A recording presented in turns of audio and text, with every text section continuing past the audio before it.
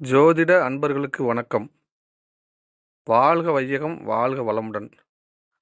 நான் உங்கள் ஜோதிடர் நலம் அஸ்ட்ரோ நாகலிங்கம். இன்றைய தலைப்பு ஜோதிடம் பாடம் 2 ராசிகள். 12 ராசிகளை பற்றி விரிவாக பார்க்க இருக்கிறோம். இந்த படத்தை பாருங்கள். மொத்த ராசிகள் 12. இந்த ராசி மண்டலத்தை ராசி மண்டலம் அல்லது காலச்சக்கரம் என்று கூறுவர். அதை பற்றி பார்ப்போம். முதலாவதாக வரும் ராசி மேச ராசி. இது ராசி மண்டலத்தின் முதல் ராசியாகும். இதன் சின்னம் செந்நிற ஆடு. இரண்டாவது ராசி ரிஷபம். இது ராசி மண்டலத்தின் இரண்டாவது ராசியாகும். இதன் சின்னம் காளை. மிதுனம். இது ராசி மண்டலத்தின் மூன்றாவது ராசியாகும். இதன் சின்னம் இரட்டையர் வீணையுடன் கூடிய பெண் மற்றும் கதையுடன் கூடிய ஆண். நான்காவது ராசி கடகம். இது ராசி மண்டலத்தின் நான்காவது ராசியாகும். இதன் சின்னம் நண்டு. ஐந்தாவது ராசி சிம்மம். இது ராசி மண்டலத்தின் ஐந்தாவது ராசியாகும். இதன் சின்னம் சிங்கம். கன்னி.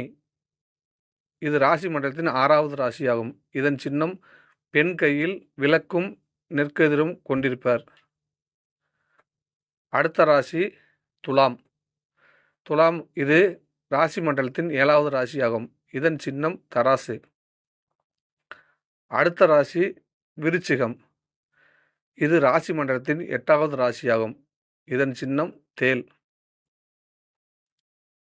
அடுத்து தனுசு ராசி. இது ராசி மண்டலத்தின் 9வது ராசியாகும்.